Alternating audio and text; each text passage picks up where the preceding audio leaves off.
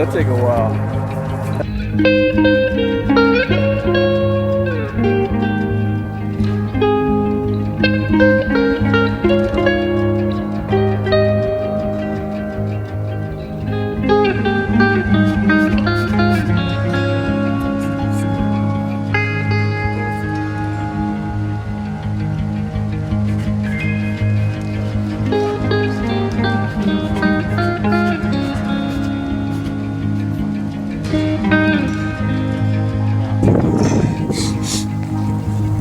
And this is how you come down.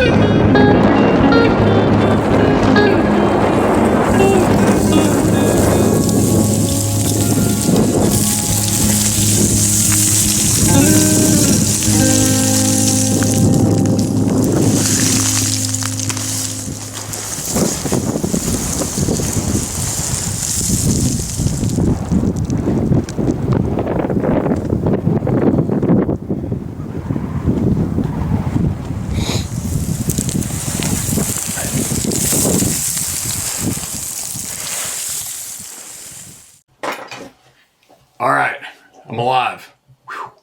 Whew. What a freaking day yesterday. I was an absolute zombie. I can't even believe I made the video yesterday. Didn't do my breaks. I couldn't do anything yesterday. I was an absolute zombie. Man, that sucks when that happens. But anyway, I'm back.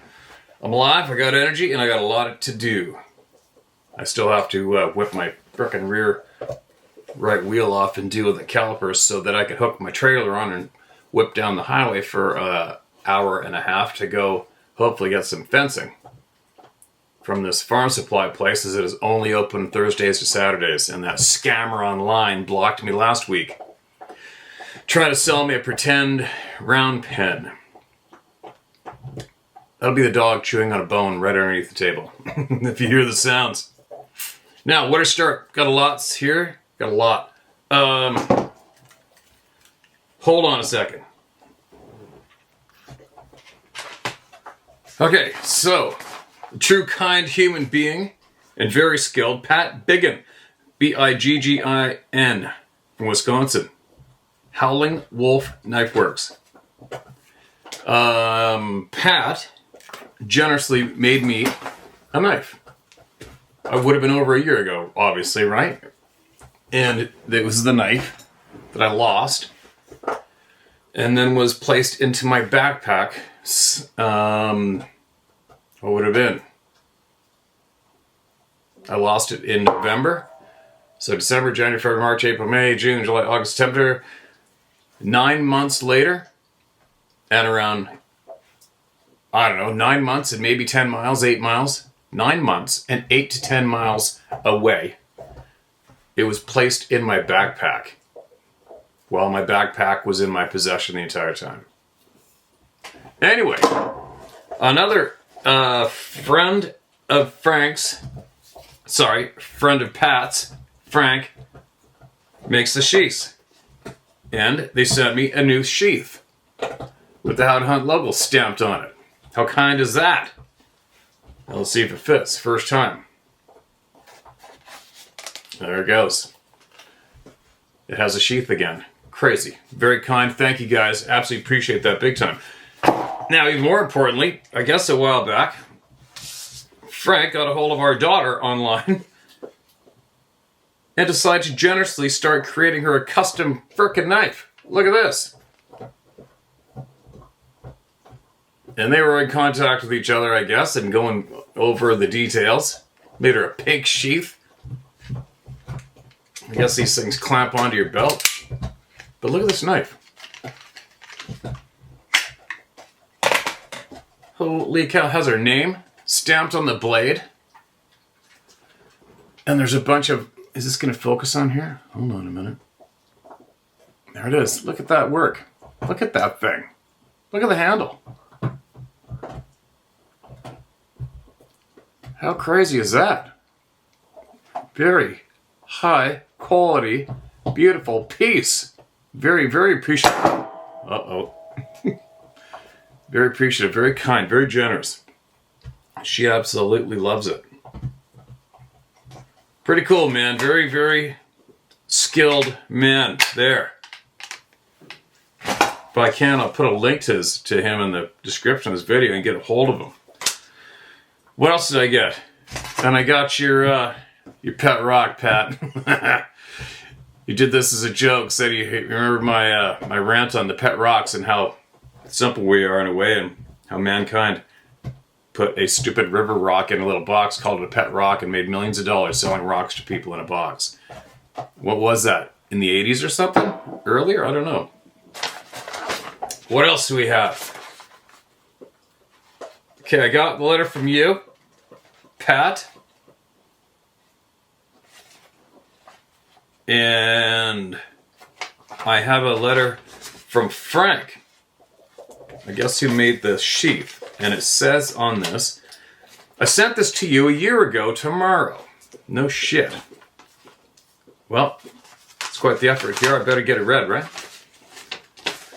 What does it say? It says, hey brother, been with you since the How to Hunt days and watched every The Facts episode you've made since. I believe we're cut from the same cloth when it comes in need for the real world more often than most. Disdain for the media, douchebags, and those in power. One and the same a lot of the time. And believe, like you, that strength and change can only come from the people, as well as that they, the people, are the source of real knowledge. And yes, it needs to start with the children. With that out of the way, let me try to answer your question with regard to your sensing a pattern of Sabe retreat of sorts when the Lord, in some form or fashion, is invoked, which we've heard countless times in your readings. Countless times, right? Right. Then you asked, but have we heard of a time when someone has been close enough to see the hairs on their body, the weathered gray skin, the long arms below the knees, that close, and then seen them turn tail when God is mentioned? Do you need that? Is that the trend you're reading? Do you need that? Isn't the trend you're reading enough? I've yet to see a grizzly actually taking a dump in the wild, but when I come upon its sign, I know a grizzly left it for sure. I'm not a preacher by any means, but I am, as I know you are too, a student of human nature and behavior, most of which is ass backwards half the time. So, if I were to only take that, which I've heard from the Round Table and Scott, of course, and people, and couple it with some research, it seems to me, for lack of a better evidence to the contrary from the people, and my own research, that these beings are likely descended Nephilim, or Nephilim are connected to this. It's too much of a coincidence to think otherwise. The clues are everywhere. They would be giants. They would have what we call heightened powers, or should I say, not have lost that we once had, and their abilities were said to be greater than ours to manipulate / move in and out of the world, which is present all around us, but we can't access it. The DNA issue. Female human, unknown male. It is written hundreds of books how they came from heaven and took human wives and children, and had children. The men of renown in giant stature and strength and angelic powers. That they've been here as far back as recorded history goes, including but not limited to, reportedly, scared by the word for mere mention of God. Are these things, and these are only a snippet, a coincidence? They don't reportedly run away if we say zebra or Zeus, do they? But the people do say they retreat and or are rebuked by God, right? Take from what you will, brother, but do take. I'll stand shoulder to shoulder with you in a good guy army any day, Steve. I do hope you choose to read this online, if for no other reason than to give the people the choice to take or leave it as well. Be well, brother. Frank D. You too, man. Appreciate you sending that in. Share it. And the sheath. I sure hope I don't lose it. Now, the Nephilim thing, right? Everybody's going to come to their own conclusions, that's for sure. That's one good thing about going about life this way, is everyone will take from what they need or leave it and come to their own conclusions. Nobody dictates to anybody conclusions. Nobody makes anybody repeat after me. Right? It's funny. Repeat after me. How long has that been a big part of our lives? Repeat after me or you're wrong. Right? Repeat after me accurately or you're wrong. Said no person with good intentions ever. Ever. Which I've become well aware of at this stage of the game. Oh, there's one more item. Pat made a metal. You guys must have some cool toys to play with to be able to engrave rocks and shit, do all this stuff. He made what's this called? It's called a Club of No Return metal keychain ticket. Check this out. Can I get it to focus on here? I should be able to, right? There we go. Look at that. How cool is that? Oops. There we go. Thought Sarah might be interested in that to disperse to the people. We'll see. That's her department. Pretty skilled man. I better do this right now if I forget to, I hope. Because I forget to do shit all the time. Once I get going on here, that's Pat's card. You want a custom quality frickin' knife, I don't know where else to go. Alright? There you go. Now, where do we go from here? Lots of emails, lots of voices to be heard, and it's the only way to get real, true knowledge shown, showcased, and shared. Now, one thing I do as I go, and when I remember to, is I write down my thoughts as I go. I do a lot of thinking on my own, a lot of arguing myself, and pondering. Sometimes I come up with thoughts I think I should probably share out loud, and then I delete them once I know I've talked about them. When I just realized today I probably shouldn't. We should all be writing down our thoughts and keeping them as a record, right? It also shows how we grow, how we change, answers, and questions that we get answered. Now, one thought, I just put 2 words: vibration, consciousness. I think at this stage of the game, after hearing from all the people for this amount of time, it is pointing to, I think one of the most important things I am getting from this is about changing our vibration to a higher frequency. I think that is very valid, very real, and it meshes right up with our current situation as being a human being. Meaning, we are goaded, we are groomed from day one, right? The second we can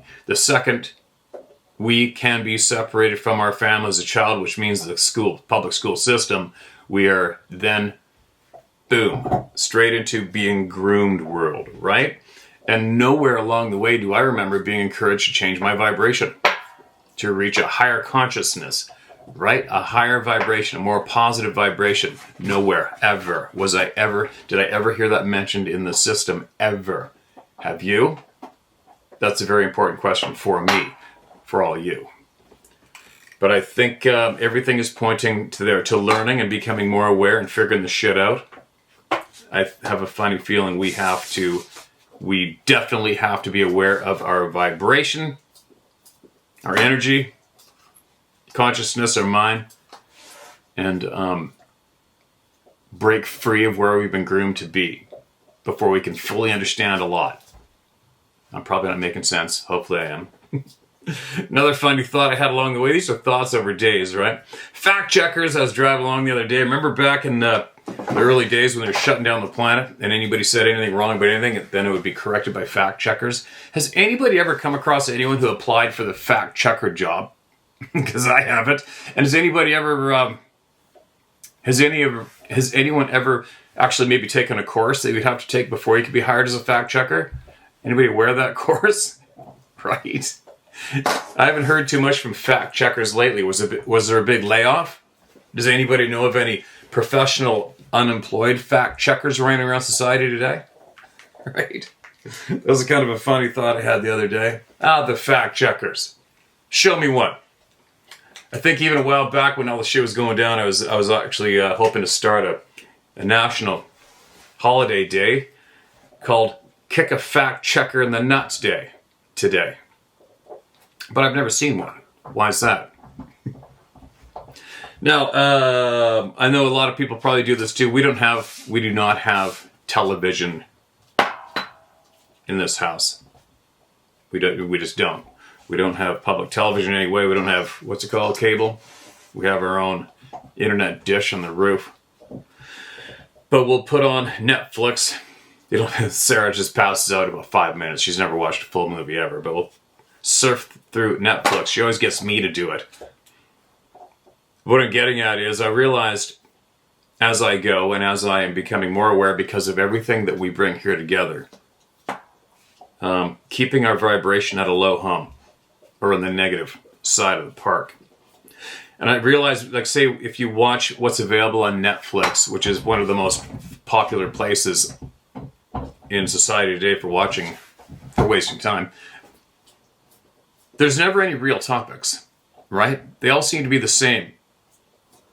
Lots of death, lots of crime, rogue cops, you know, going after drug dealers, whatever, drug dealers, cartel, cops, killing, war. That's low vibration topics. There's never anything real on there. It's funny when I try to get my thoughts to paper and then through to my lips to make it sense. But I mean, none of these, the majority of the movies, the shows delivered to the masses, it's just dog shit, low vibrational stuff that keeps you vibrating at a lower level, right? Meaning angry, violent. In a way, hope I'm making sense here. I'm trying to, because I don't sit here and rehearse shit, right?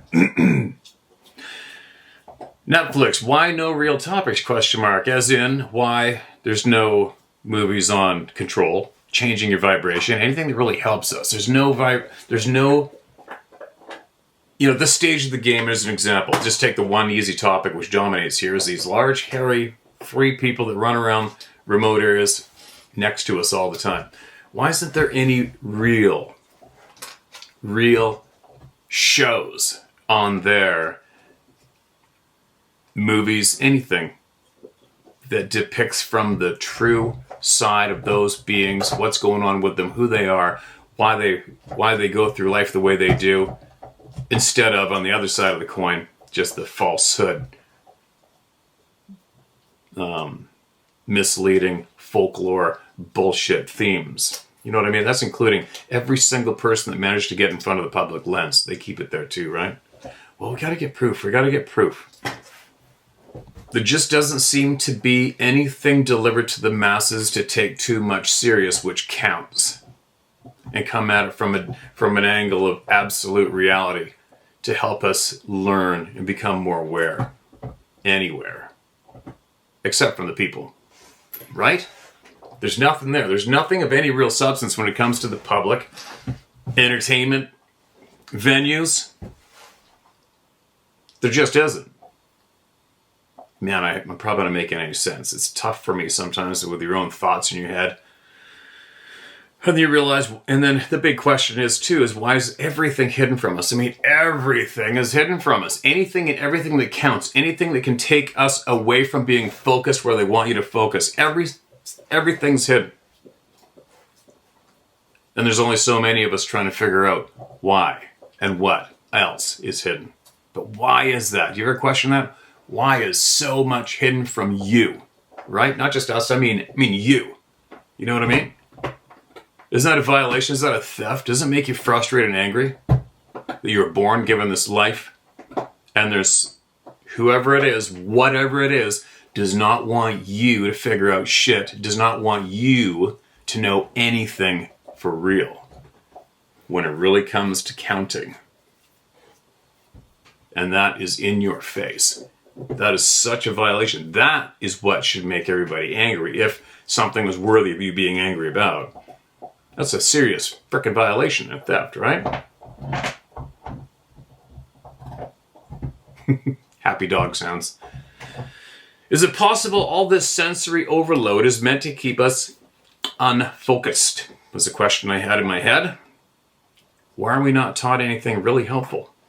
The older I get, the more I realize how we are all intentionally groomed and kept away from our true purpose. Right? Why? And as I become more aware of our vibrational state, I realize that the majority of everything delivered to us, to the masses, is to keep our vibration low. Don't you think? Don't you think? Everything is meant to keep us vibrating at a lower frequency, which obviously makes us more easily controlled and misled. Well, same thing, right? Why? Why? It doesn't make sense to me. It doesn't make sense. It's got to be, yeah, it just doesn't make sense. But anyways, there's my thoughts. They're confusing. I hope it made sense to some out there. We'll see, right? I'm just becoming a lot more aware nonstop, all because of all of you, and I'm trying to put the puzzle pieces together, and I'm realizing that a lot of this is pointing to our vibrational state, and that we have to change it. You have to concentrate on changing it if you want to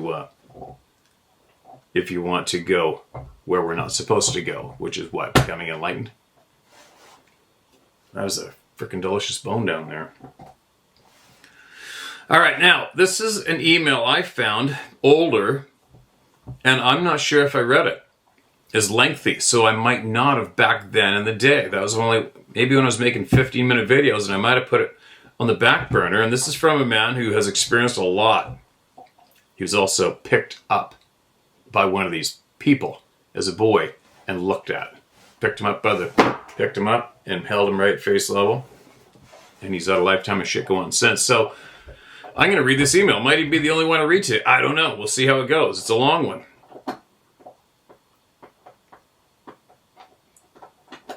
Oh, shit. Hold on a minute. It starts off with not to be read publicly. Uh-oh, maybe that's why. Oh, okay, that was a quick chunk.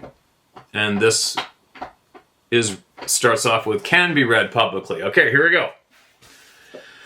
Hi, Steve. I wanted to say thank you for sharing my face-to-face encounter as a boy and my rant on the Bigfoot community several times. That'll be that video that I kept on playing when I'm sitting up in the mountain in my other home with the big mountain behind me. And I shared it a few times saying this is one of the most important ones you can hear. Same guy. I wanted to say thank you for sharing my face-to-face encounter as a boy and my rant on the Bigfoot community several times. I never expected that, and I feel honored that you would share my story even once. I'm very grateful for your kindness. I want to share my subsequent encounters with you, as they too are very strange and unusual. My third encounter possibly having missing 411 associations. And here they are. All right, here we go. My second Bigfoot encounter. I'd like to share an encounter I had about 15 years ago when I first moved here to the Pacific Northwest. My ex-wife, my young son, and myself had just moved to the area, and we were trying to figure out where we wanted to live. We did a lot of camping the first few months we were here, and we wanted to explore all of the amazing places in the Puget Sound area. I really wanted to do some camping on Mount Rainier National Park, mostly because of my interest in Sasquatch. I had read many encounters with these beings in and around the Mount Rainier area, and I knew they had a strong presence around the mountain. At the time, I still had a very strong fear of them, and still considered myself an avid Bigfoot researcher. But I wanted to overcome my lifelong fear and to try to reach out to them. Not the greatest idea, I know, but I needed to overcome this obstacle in my life. I still periodically had nightmares of Sasquatch, and I truly wanted to be done with them. I'd always felt that these beings had psychic abilities, and after years and years of reading others' accounts of paranormal or psychic interactions with them, I felt that reaching out to them... Hold on a minute, I gotta move the dog, I can't do it. There we go. No background sound. I did pretty good for a while there. I'd always felt that these beings had... Oh, hold on a minute. I just screwed up a fucking... Alright, there we go. Much better. I did pretty good for a while there. I really wanted to do some camping at Mount Rainier National Park, mostly because of my interest in Sasquatch. I had read many encounters with these beings in and around the Mount Rainier area, and I knew they had a strong presence around the mountain. At the time, I still had a very strong fear of them, and still considered myself an avid Bigfoot researcher. But I wanted to overcome my lifelong fear and try to reach out to them. Not the greatest idea, I know, but I needed to overcome this obstacle in my life. I still periodically had nightmares with Sasquatch, and I truly wanted to be done with them. I'd always felt that these beings had psychic abilities, and after years and years of reading others' accounts of paranormal or psychic interactions with them, I felt that reaching out to them in a psychic way was probably the only way to actually have interaction with them. So, we had traveled down Route 410 next to the White River, northeast of Mount Rainier, and found a beautiful area to set up a tent and camp next to the river. It was so beautiful. The area where we set up our tent was pristine, clear, flat ground. This detail is important to the story, as you will see later. Nestled within some majestic hemlock trees. It was about noon when we set up camp, and throughout the day I was sending a message out with my mind, or trying to send a telepathic greeting, introducing myself and telling anyone that could hear me that I was a friend and wanted to say hello. I invited the Sasquatch people to come visit us, yet I did ask them not to scare us, because I was trying to overcome my fear of them. I said all this in my mental projections into the forest. All that day and into the early evening, I would periodically send out these friendly messages, with some trepidation I might add. I felt nothing in return. I didn't sense anything unusual or odd. Everything seemed peaceful, and I had serious doubts that these messages were even being received.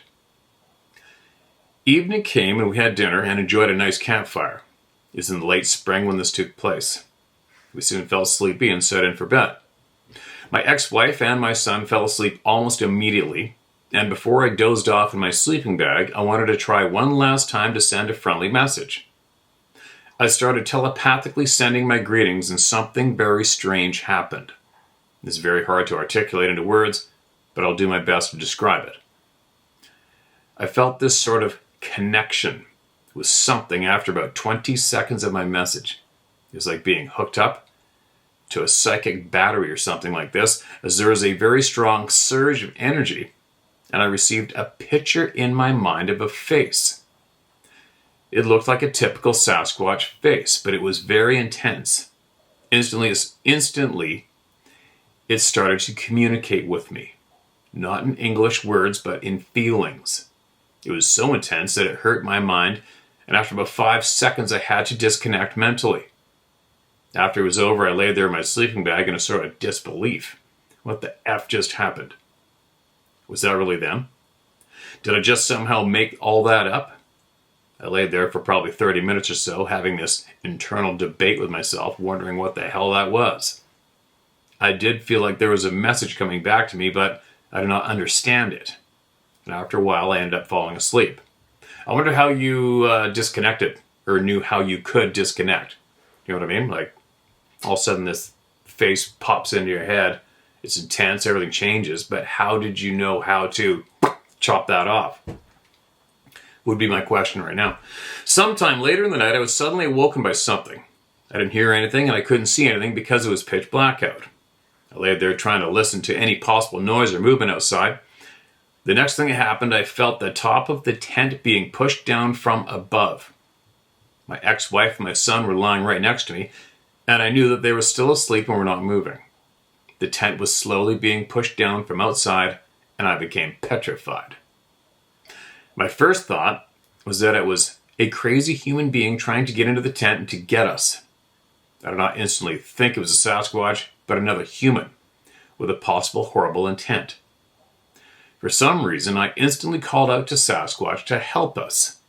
With all my might, I shouted out a telepathic message to their assistance, for their assistance, and I projected my need to them. And instantly that intense connection happened again, and the face was there. But this time the communication was understandable. It was kind of like a mental download at first. And instantly I knew that the one communicating with me was a leader of a clan of Sasquatch, and that they had heard my messages the previous day.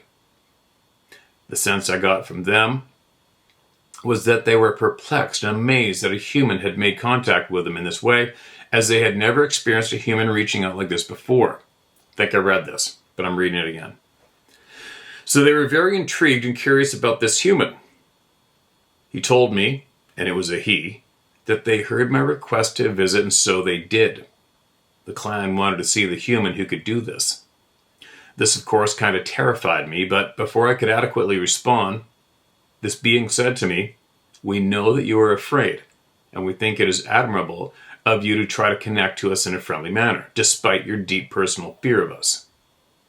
With that, I felt the pressure relieved off of the tent, and the being told me that I do not need to be afraid. One of them wanted to wake me up, but not by making noises. They just wanted my attention, and not to wake everyone else up in the tent. I then felt this peace come over me, and the voice said, "We will watch over you and your family tonight. You'll be very protected, so rest well and thank you for your messages." The connection was broken at that point, and it was over. I heard nothing outside but the river in the distance, and I laid there again thinking to myself, did I just lose my mind? Did I just make all that up in my head? That had to be real, right? I honestly didn't know what to think about it, but still felt this great peace, and sometime soon thereafter that I fell asleep. That morning I was the first to awaken with a full bladder and had to go pretty bad. I immediately thought about the events the night before, and again did not know what to think about it all. Was that real? Well, at the moment I had to pee like a racehorse and carefully got out of the bag and unzipped the tent to get out. I stood up looking outside in the early morning light, and I gasped. My gasp woke up my partner. She said, "What is it? What's wrong?" And all I could say was, "Look at this." So she got up and looked outside the tent, and directly to the east of the tent, about a foot away, was this little trench that was dug into the ground. It was about 3 inches wide, 3 inches deep, and about 8 feet long, gouged into the ground, a straight line. My ex saw it and gasped herself. That wasn't her last night. She was right. The whole area where we had set up the tent was clear and unblemished. It was why we had set up the tent in that location. Sometime during the night, this line was dug into the ground. There were no fallen tree branches or any logical way to explain how that trench was placed there in the middle of the night. I looked all around the area for any tracks or signs of anything, but there was nothing. I still have no idea why that was placed there during the night. Was it a line of demarcation? Do not cross this line? Was it placed there to help me realize that I did not make this up in my head? I tend to believe that was the reason behind it. I told my ex-wife all that had happened the previous night, and after seeing the trench for herself, she believed me. She told me that later, that the previous evening she felt like she was being watched, but disregarded it. Is there any proof of this encounter? No. It's just my experience. It's not meant to try to convince anyone, and I don't doubt that there will be lots of naysayers who will crap on this woo encounter. I know it happened to me, and I am a very mentally stable, happy individual. I know it's hard enough for people to believe in the existence of Sasquatch itself, let alone an encounter like this. That reality is not lost on me. I am my own greatest critic and skeptic, yet I swear on my life that this is true, and would be happy to take a polygraph test over it. I have 2 other encounters that are somewhat similar to this one, both of which were more unnerving than this one. It's not easy to share these things because I understand how it may seem to others who haven't experienced anything close to this. Psychic phenomena itself is ridiculed by most people, so how much more a psychic interaction with a damn Sasquatch? If it didn't happen to me, I would be skeptical too. Sorry, if it hadn't happened to me, I would have been skeptical too. Thanks, Steve, for allowing me to share my crazy experience. Again, I'm not trying to convince anyone here. I'm just sharing this to possibly help others who have had very woo experiences, and for them to know that they are not alone. Hopefully my encounters will help encourage others to tell their extra weird Bigfoot experiences too. My 3rd encounter. This experience I'm about to share with you happened to me in 2011 while camping near Mount Pilchuck, east of Granite Falls in Washington State. Mount Pilchuck is one of the largest mountains in our area that has a trail going all the way to the top. It can be seen on a clear day from Seattle and is beautiful to behold. Although it may be a beautiful place, it certainly has an odd feeling to the surrounding area. Having hiked and camped on the mountain several times, it has always had an ominous feel to it, especially at night. Well, during the spring of 2011, I decided to take my 8-year-old son camping over a weekend and choose Mount Pilchuck to explore.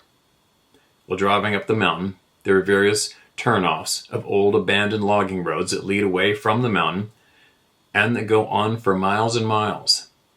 I decided to take one of these old roads to see where it went.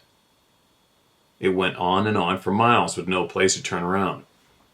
After about 20 minutes of driving, we finally came to a point in the road where there was a steep drop-off to the north and a steep hill going up to the south and a tree bent over the road in an upside-down U shape that blocked further travel. Thankfully, there's enough space about 100 feet in front of the tree to be able to carefully turn around. But before we did that, we drove right up the strange tree that was bent over to the road. We got out of the car to take a look around and examine it. I have to say, first off, that as soon as we got out of the car, I felt like we were being watched. We walked up to the tree, and I noticed something on the ground, on the road, right in front of it. It was a woman's clothing. A pink jacket, denim pants, underwear, and a shirt. Red flag. It seemed intentionally placed. Looking at the clothing and looking around just made my skin crawl.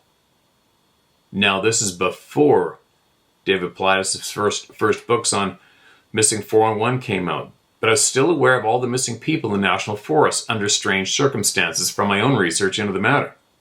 But it wasn't at the forefront of my mind as it is today. So the clothing being this far out in the middle of nowhere was very strange and creepy. I kept how I felt to myself as I did not want to possibly scare my little boy. As I said to my son, let's walk further down the road past the tree, and so we bent under the tree and started walking.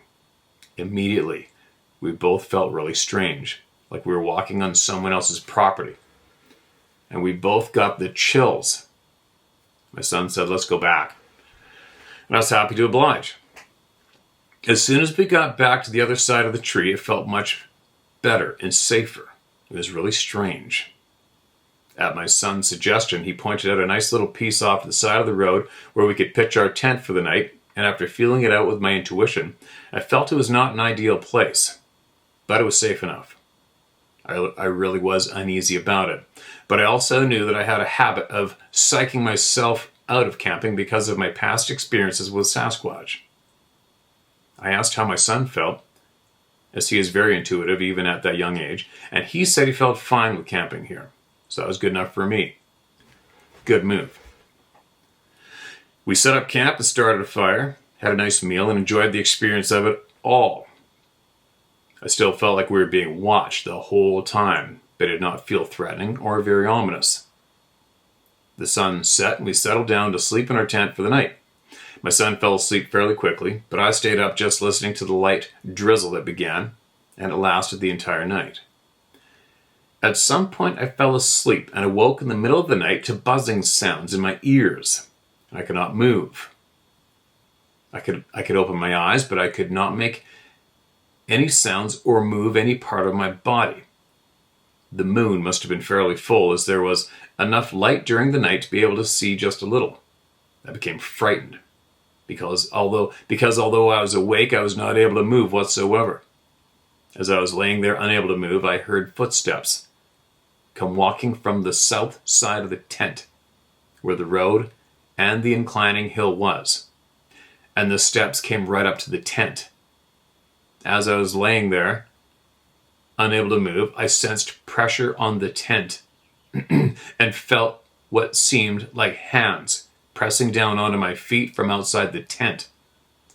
Like whatever it was knew where my feet were and pressed down from outside and applied maybe 20 pounds of pressure to my feet and ankles. That's actually pretty heavy. I was absolutely petrified and tried my hardest to cry out to my son, who was sleeping peacefully right next to me. The buzzing sound in my ears was almost deafening. After about 10 seconds of this pressure on my feet, I felt it let off and heard the tent move back into normal position, and the footsteps walked away to the north, down the steep embankment. About 10 or 15 seconds after the footsteps could no longer be heard, the paralysis suddenly disappeared and I could move again. I sat up in a frenzy and grabbed my machete that I always take with me in the wild and checked on my son. He was sound asleep and seemed fine.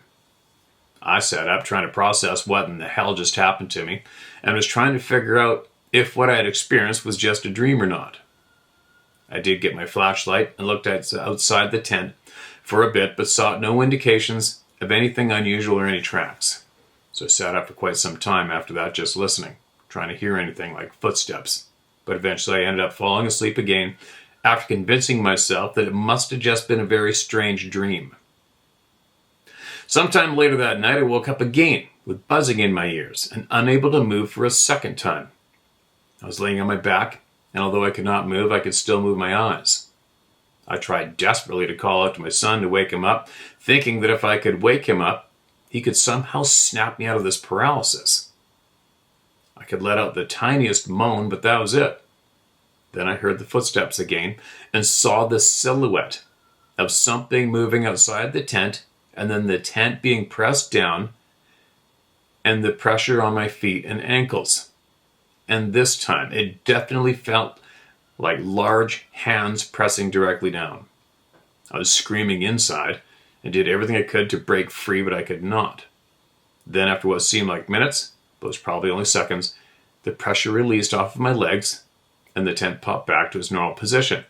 And I heard footsteps again walk off down the steep incline down the mountain to the north. Then I snapped out of it again and sat up in a frenzy, tried to process everything that had happened. After checking on my son, who seemed just fine, I had to make the decision whether to stay or not. I did not want to go out there in the rain, in the darkness, and in some ways I felt safer inside our little tent than going out and jumping in the car, which is only 30 feet away. I made the decision to stay and face this fear. I wasn't going to let myself be scared away. Besides, I still wasn't convinced that it wasn't just a strange dream. But after happening twice in a row, I wasn't so sure. Regardless, I decided not to pack up and to stick it out. My intuition was not screaming at me to leave, so I felt like I needed to stick it out. Again, after quite a while of sitting up and listening to the gentle rain, I soon fell asleep. And the next thing I remember was waking up a little, where you were half asleep and half awake, and noticing lights coming down the logging road towards us. Like another vehicle is coming down the road towards the bent tree. And I remember seeing the lights outside passing by the tent and continuing down the road past the tree. I remember thinking to myself that it was strange that they did not turn around because there was not any way anyone could drive past the tree. I don't know why this didn't wake me up. As being fully conscious, I would have jumped up and looked outside in a heartbeat, but I didn't. I fell back asleep again. I was awakened again a third time, with buzzing in my ears and unable to move. Everything happened just like before, although I was laying on my right side again.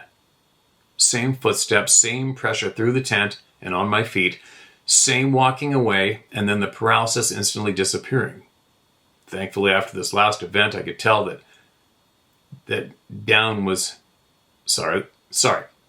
Thankfully, after this last event, I could tell that dawn was just starting. So I immediately started packing up everything I could, and when it became light enough outside to see the car without a flashlight, I got my son up, put him in the car, and locked it. Then quickly took down the tent and threw everything in the trunk as quickly as I could and got out of there. Before I left, though, I looked all over carefully to see if I could see any tracks or anything else. There was nothing.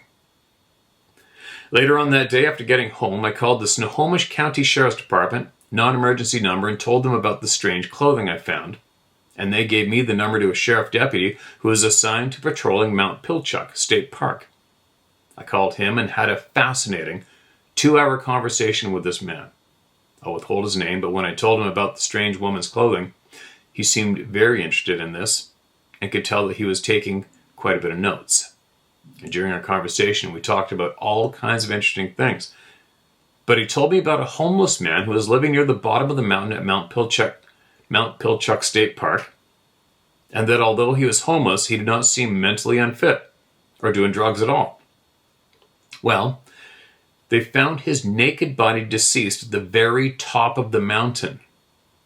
After recovering the body, they visited his little camp, and it looked like the clothes that he was wearing were carefully folded and laid out. But the strange thing was that his feet were not dirty or seemed to be marked up at all, as you would expect if someone walked up an entire mountain barefoot. When I had asked him how the homeless man died, he said that the apparent cause was from exposure, even though it was in the middle of summer when it happened.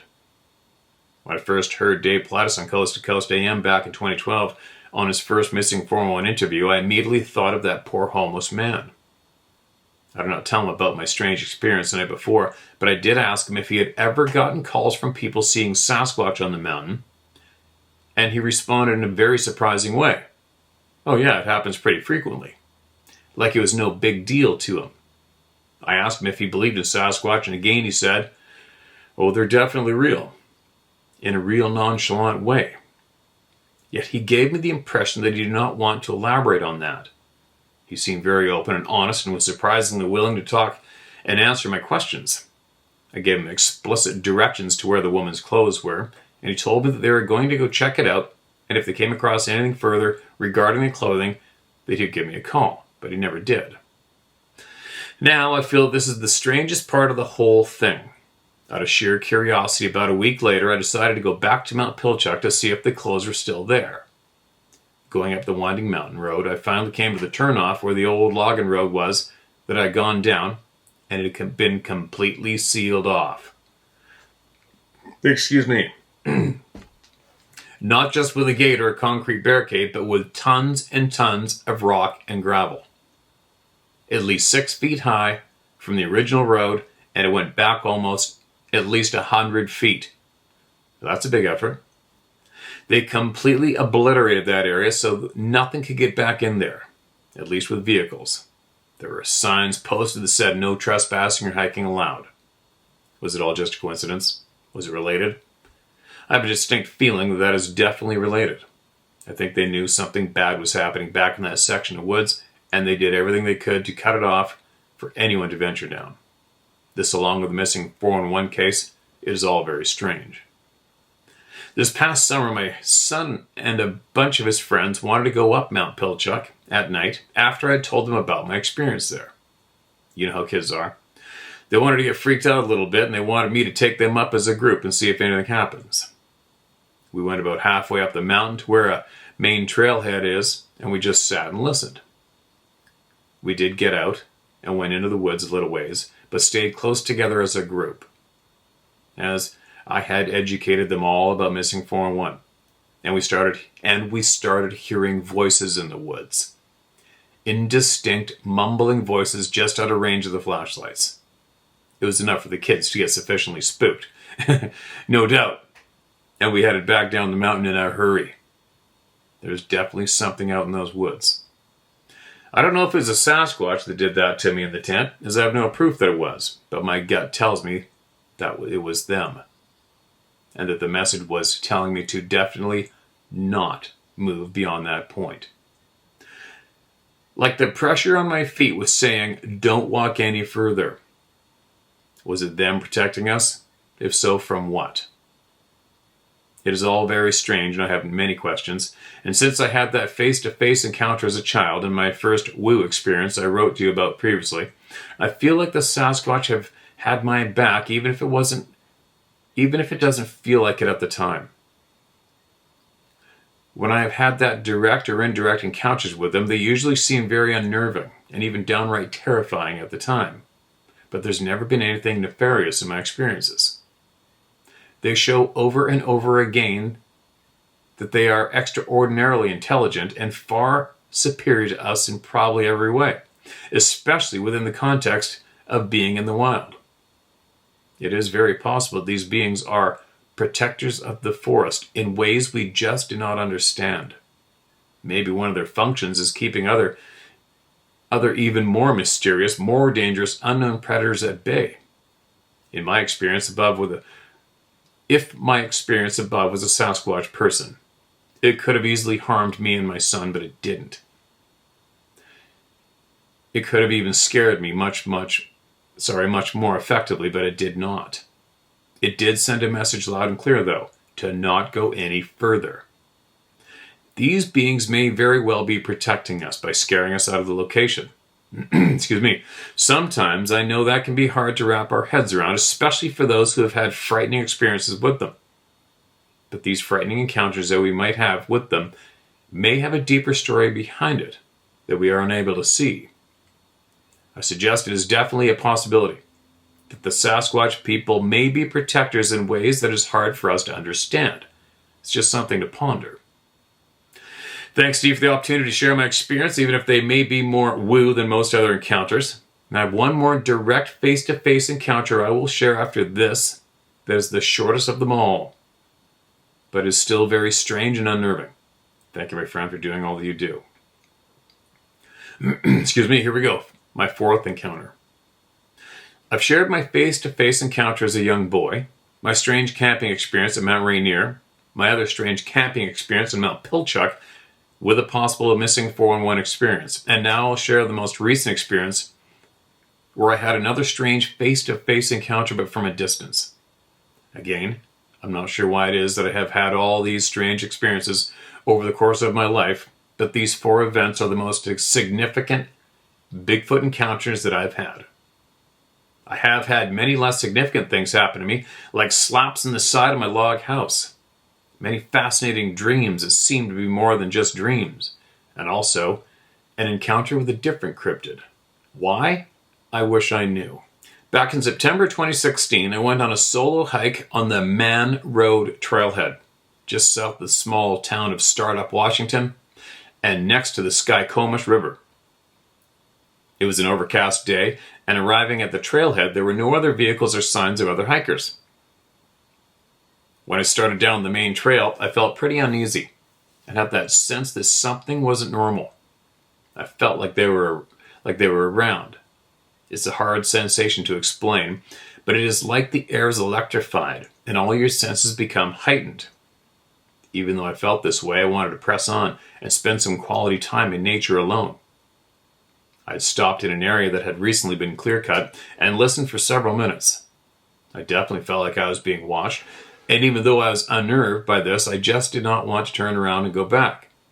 I continued to mentally project that I was a friend of the Sasquatch people and just wanted to spend time in nature and open my heart to whoever or whatever was observing me. I wanted to be an open book, and that although I consider myself a friend of the Sasquatch, I did not want to intrude upon them. I always feel that it is vital to be transparent with them and never try to hide anything from them, like an agenda to capture them on film or to gain evidence of their existence.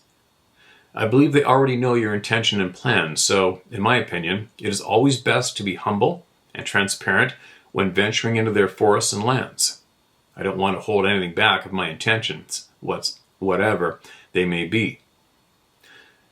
After sitting down for a while trying to project who I was and being transparent to them, I got up and continued on down the trail.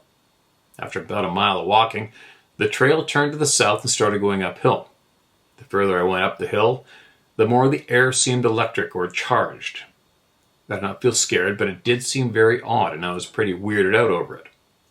This sensation kept growing until suddenly, in an instant, I realized that it was gone. Yet at the same moment, everything seemed very different. The trail had changed instantly. One moment I was walking up the hill, and then the next moment, the trail was level again, and everything was different. That's when I realized that I was walking back the way I'd just come, and was next to the clear-cut area again, walking back towards the trailhead. I felt so discombobulated and confused as to what had happened. How did I get to this point, and why was I walking back the way I'd just come? I had traversed at least several hundred yards from the last place I remember going up the hill. It just didn't make any sense at all. I stopped, sat down on a stump, and tried to process what the hell was going on. The feeling of electricity in the air was gone.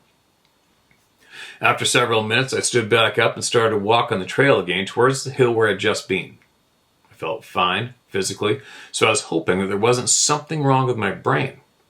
As I started coming close to the part in the trail where it started going uphill again, I started having what I call flashbacks to what had just happened to me. I started remembering I was walking up this hill and had just passed a small creek and felt this crazy sensation of electricity. And then all of a sudden, a large male Sasquatch stepped out onto the trail, about 50 feet in front of me from the right side of the trail. The resemblance it had to Patty from the Patterson-Gimlin film was remarkable, although it did not have any breasts. As it walked onto the trail, it turned to its left and looked at me and said into my mind, "You do not see me." And then the next thing I know, I awoke from a kind of a trance, having turned around and walked back from where I came. When this all came flooding back, I knew that I would be in danger if I continued up the trail where the encounter happened. At that point, I felt quite unnerved and afraid and started walking back towards the trailhead at a quick pace. I still felt like I was being observed the entire time, and my hair was standing on end. I'd gotten to a point on the trail where it turned towards the parking area, and I heard a noise coming from a thick patch of tall brush. It sounded like the chomping of teeth, like if you chomped your teeth together really fast. I couldn't see anything, and had not heard any movement in the bushes at all. It totally freaked me out. I also smelled a very strong stench, like skunk mixed with rotting food. It happened right next to me, and it took everything I had to keep myself from running. I remember calling out and saying, "Okay, I'm leaving. I'm sorry I interrupted you guys." I felt like something was going down in those woods, and I happened to walk into it, interrupting something. I believe they escorted me all the way out to the parking area, and even though I saw and heard nothing else. As I walked past the gate at the entrance to the trail, there was a young couple that had shown up and were walking toward me. As I got to my car, I stopped and I said to the couple, "I wouldn't go in there if I were you." They both stopped and looked at each other and then looked at me and said, "What? What do you mean?" I didn't know what to tell them. What do I say? There's Sasquatches in there and they don't want people around right now? They'd think I was mad. So I just said, "Well, you'll see." I got into my car and I drove away. Looking back now, I feel that was irresponsible of me, and I should have told them the truth, and to hell with being considered a kook. And you are right, Steve. We humans are so afraid of what other humans think of us. I spent many years thinking about this experience and what it meant. After a lifetime of research and experiences with these beings, I feel like I have more questions than I have answers. Said everybody, right? That the answers I feel that I have gained are to be held loosely in the hand, because whenever you think you know what the hell is going on, something pops up to contradict or conflict with your hypothesis. I no longer hold on to anything regarding these beings in a dogmatic way. Personally, I feel we still haven't a clue to the breadth and scope of who these beings are and what their true function is on this planet. Some researchers say that these beings are multidimensional and paraphysical in nature, and although I feel this is definitely closer to the truth, I still think they are beyond our ability to really understand. We live in a 3D world, yet these beings seem to be 4D or 5D in nature. I feel that they serve a function here in our world in a way that we may never truly understand. And this is one of the reasons why information on those beings is suppressed and kept secret from the authorities of governments around the world. They do not fully understand either, and this is why they must suppress knowledge about them. They cannot control the situation, and so if they cannot control the situation and its information, then no one will. At least that is the narrative they seem to be pushing. So this is one of the reasons why the Sasquatch community, generally speaking, believes these beings are an unclassified ape. That information is allowed to be propagated throughout the world because it's wrong. Those who have a hand in the narrative of the human race want these beings to be something average or nominal because they cannot control them. If they cannot control them, they will do all they can to openly discredit them and secretly destroy them. This may be one of the reasons why the, quote, big names, end quote, of the Bigfoot community are used willingly or unwillingly in the tracking down and the killing of these beings. I'm hopeful that your project, Sasquatch Confirmed, changes this narrative and directs us in a way where we can not only grow and understand them, but also grow and understand ourselves. Why did the Sasquatch I saw on the trail put me into a trance and turn me around? It could have done many other things, including just letting me pass by without revealing himself, but it didn't. It could have easily scared the crap out of me and chased me out of the forest, but it didn't.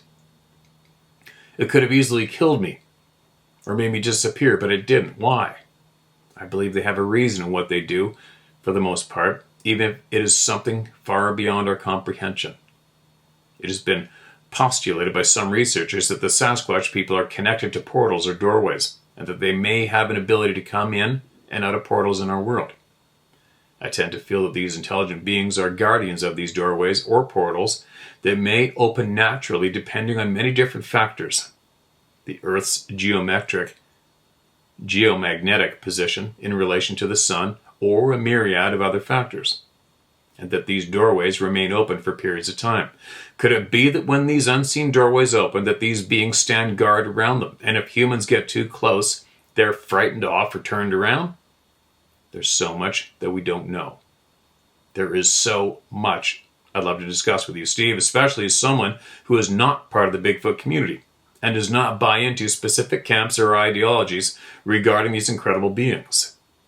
I no longer have friends within the community, mainly because, to some degree or other, most researchers feel they have at least some things figured out, which to me is a joke. Even those who claim to have intimate spiritual and psychic connections with specific Sasquatch beings and have written books on this contact seem to contradict each other and to some degree act like they are ambassadors for the psychic Sasquatch beings. If these people are truly ambassadors of the Sasquatch people, then why do they differ from one another? I'm not a skeptic, and I'm not out to disprove anything in this arena anymore, but I cannot help questioning things even from these self-proclaimed ambassadors of the ancient ones of the Sasquatch people. I just try not to drink any of the Kool-Aid that is passed around in this crazy community. I do think that as far as humans go, most who get into the research aspect of this phenomenon become easy prey to hidden agendas and subtle ideologies. It's hard to remain unbiased and walk the razor's edge of being able to hold on to information without grasping it and making something out of it. It doesn't make friendships, that's for damn sure. When I share an experience like I did above, people tend to want to fit that information into their boxes. They want to color with the context of their presuppositions. Sorry. If they are Christians, they have to fit it into their ideological box that it is formed from their religious dogma and theological indoctrination. They have to fit it into their pre-existing box. If it doesn't fit, then it's either a lie or it's demonic and of the devil. Yet this is just one example. It is much harder to allow the information to paint its own picture, even if we don't understand it, or if it contradicts our worldviews or pre-existing ideologies. If these experiences that I've had have taught me anything, it is to not build constructs or ideas about them. They have taught me to not only be a free thinker, but also to not drink the Kool-Aid, no matter how enticing it may be. Researchers, generally speaking, want to create a name for themselves. Holy shit, do they ever. Their research/investigation groups to be popular. Their work and efforts need to matter. Many people are clamoring for the top spots and to be recognized for all the study, research, and investments they have put into this endeavor. When you have hundreds, if not thousands of people who are seeking recognition and acclaim, you end up getting a giant shit show of narcissism, cult-like behavior, and even psychopathy. No shit. No one can smell their own bullshit.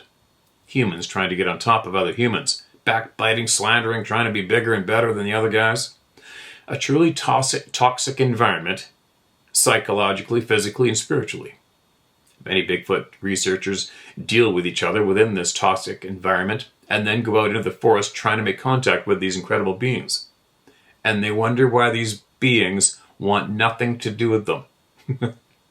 Right? And all of us. Some researchers will spend 20 years in a known Sasquatch hotspot, but will have zero interaction with them and they scratch their heads as to why. I think, generally speaking, most humans seem toxic to them. Most people do not believe in psychic abilities, let alone do not realize that there is such a thing as psychic hygiene. Most people have no idea that they can be psychically filthy, especially those who are neck deep within the toxic Bigfoot communities. If people really want to make contact with these beings, then they need to learn how to quiet their minds and clear their personal psychic energy. Then their chances of making contact with these psychic beings, I believe, dramatically increases. Yet from my experience, once you learn about psychic hygiene, how to truly quiet your mind and cleanse your heart and energy body, then your ambitions for proof and answers seem to fall to the wayside. That was my experience anyways. And mine. Imagine how different things would be if those who were dead set on being researchers and gaining evidence and answers were to let it go. Recognize that psychic hygiene is real and began practices that cleansed their innate psychic abilities, learned how to turn off their internal dialogue, and brought peace to their lives. Imagine how it could change things. People would stop listening to the, quote, big names, end quote, of the Bigfoot world and start listening to their own soul. I think that's what we're trying to get across in this channel for a while. I think the Sasquatch people would probably have more respect for us for cleaning ourselves up and letting go of the bullshit. Maybe we would get real answers from them. Because it seems to me they obviously do not think humanity is ready to understand who and what they are, and what they're really up to in the wild places. One thing for sure, there is a hell of a lot going on that we are kept in the dark about. Do you think? Basically everything.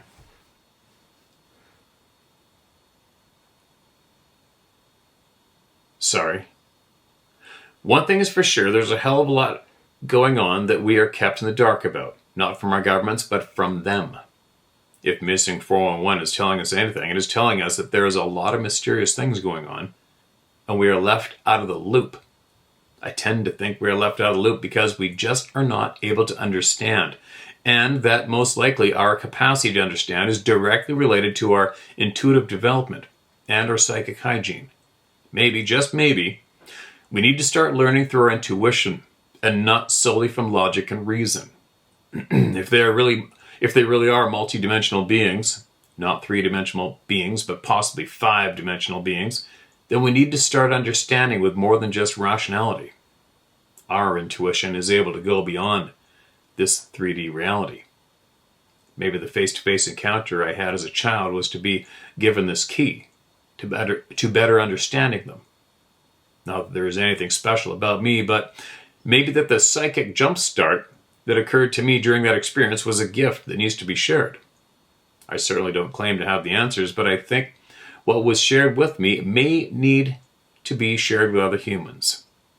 I'm almost 50 years old now, and I feel like I'm just beginning to understand the importance of this gift. This gift has taught me that we are multidimensional beings as well, and we need to keep our intuitive house clean. Our sixth sense is where it is at, and maybe the Sasquatch people are leaving clues for us in order for us to hopefully mature and grow in this manner.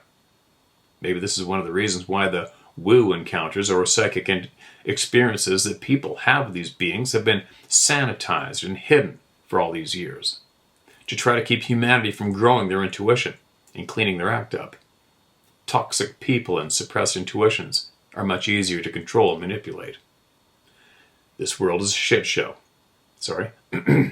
This world is a shit show, and the Bigfoot community is a concentrated pool of human toxicity. Maybe we need to clean ourselves up and start walking in our natural intuitive powers first before the world can be cleaned and straightened up. Maybe we need to stop looking out there for answers and start looking within ourselves. This is what I really think many of the direct and indirect Sasquatch encounters are pointing to. If the stories and the experiences of others being shared are undiluted and unsanitized, they tend to be incredible experiences, and many of them are weird and spooky.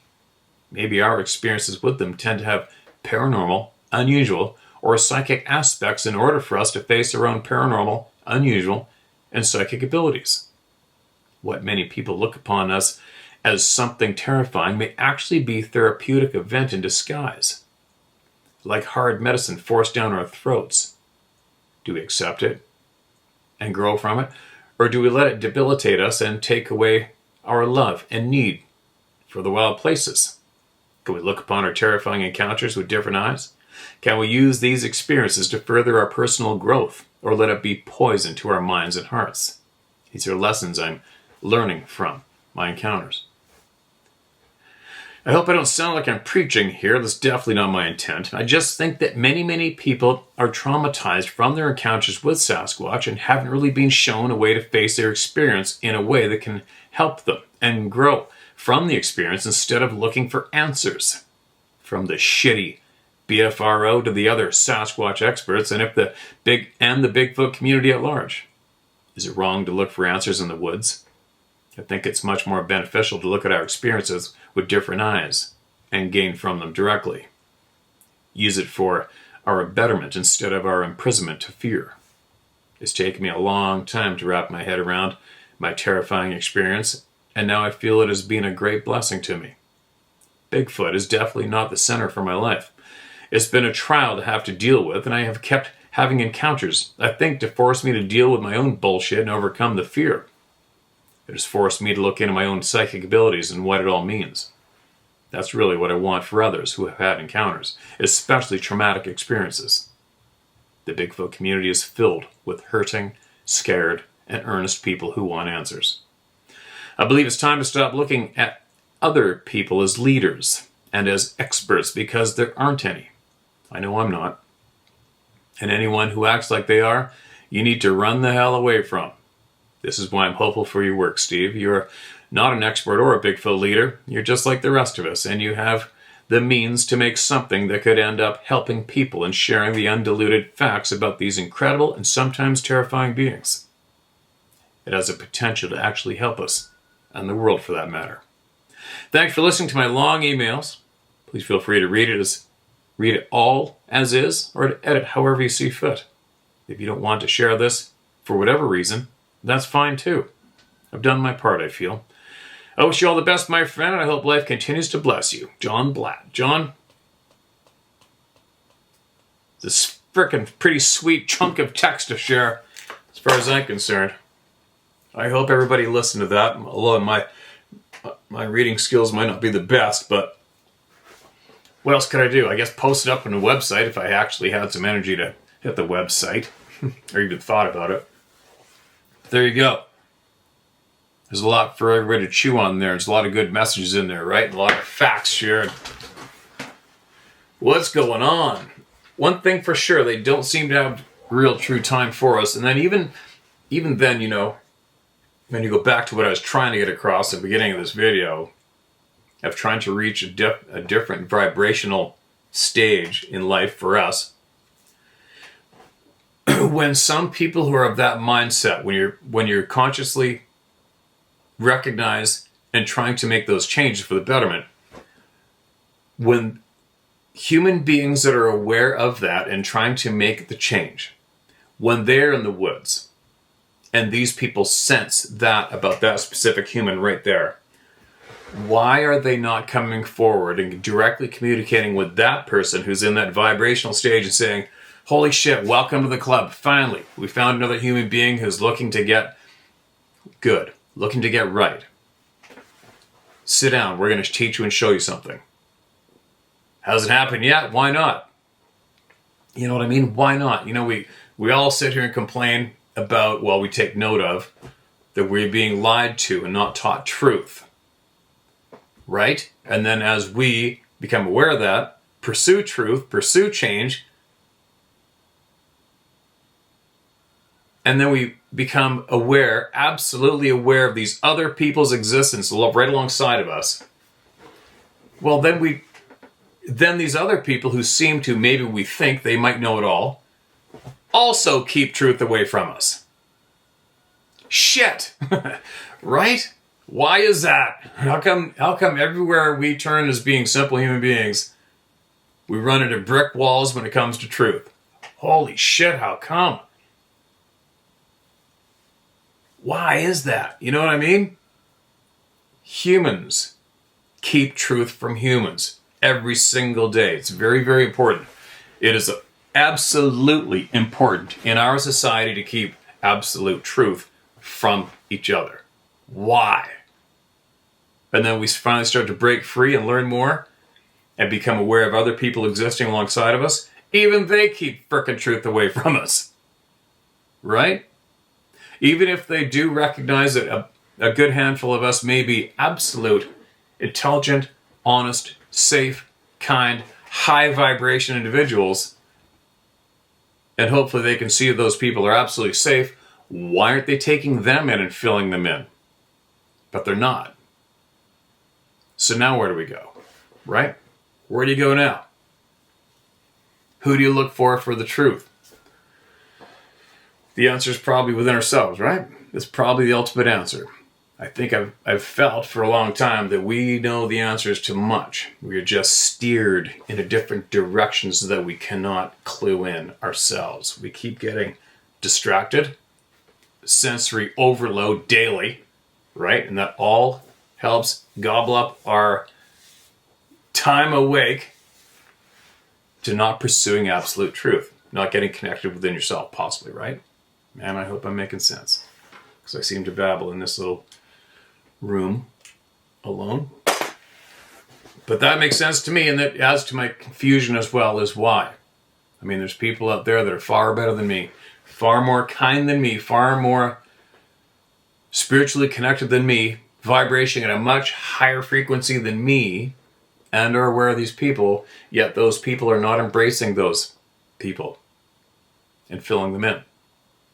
Honestly, straight up, smoothly, full sentences and paragraphs. Why? Why? Everywhere we turn, it seems that we are possibly meant to be just put here, keep your frickin' mouth shut, and start working your ass off. You just keep making that honey. You're a human being. You're meant to just keep making that honey. Don't start thinking for yourself, and don't do anything different than all your fellow humans. You just keep grinding and making that honey. All right? And if you don't make that honey, we're going to destroy your ass. Got it? Fall in line. Seems to be the message across the board so far. Don't you think? As our journey continues. But you know what? Frustration I've found in life, frustration is like you have to go through it. It doesn't matter what it is. Frustration is like a rite of passage. If you don't get frustrated, you're not going anywhere. Right? No pain, no gain. Right? Doesn't matter what you pursue in life. It's new. Anything new comes with absolute frustration, but the frustration is what we need, because if you're frustrated, then you're going to work harder to get rid of the frustration and change, right? And move forward. So, here we are, frustrated. It's a good thing. It's a stage that we all have to be in. If you're frustrated right now, consider yourself lucky. That means you're not comfortable and you're going to move forward, you're not going to stop. If you're not frustrated and you're comfortable, you're probably half awake, right? Anyway, where am I going now? What am I doing? I have to hurry up and fix my brakes. Sucks. And hopefully I have enough time I can put my trailer on and drive. I've got to get that round pen finished. I've got all my underlay laid out. I got it leveled out, my underlay. Thankfully, my neighbor has a bunch of equipment. I've been hiring him, and I've got all of the sand dumped in huge piles. We just need to get my round pen to go around and start spreading it around. That's it. It's been taking me forever. So that's what I'm doing today. I don't even know what day it is. Friday or something? Saturday? Saturday, I think. I will be back tomorrow. I got to go back to the water pretty quick, but not yet. You may not have seen these yesterday. Sarah got made. I forget the name, but let's check that out. She's fresh in the store. I don't think she's got that many of those ones. And she made these black and gray ones, which I requested. That's going to look good on my truck. And I'm going to put this one on my truck. And I want that on a t-shirt. That's wicked color combo for gray, white, or black. Any color t-shirt, right? I'm throwing this one on. All I got on my truck right now is couple of my blacktail hunter decals, but this sucker's going on. Back window. The black dirty Dodge pickup. With that on it, it's me. You see it. Share my story at howtohunt.com. I think that email's full. Shit, I gotta go through that too and try to delete a whole bunch of emails, which I hate doing. I don't delete the emails, ever. There you go. I hope today helped someone. See you tomorrow.